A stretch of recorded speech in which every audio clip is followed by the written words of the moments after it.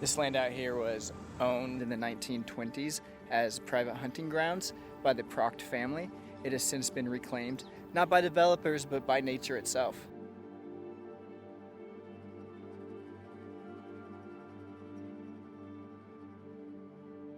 Today it stands as one of the last urban wetlands in Kansas with 90 acres of vital habitat.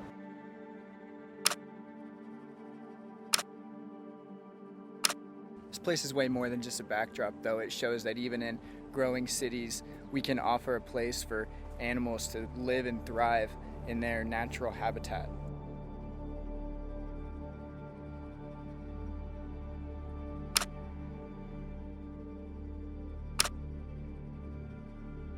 There are boardwalks that take you right out over the water, and these really cool art installations and observation blinds that double as natural hideouts. The best part about the Pracht Wetlands is it's a city-owned park.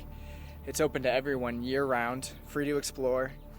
Whether you're into nature, photography, bird watching, the spot is your getaway, and it's right here in Wichita.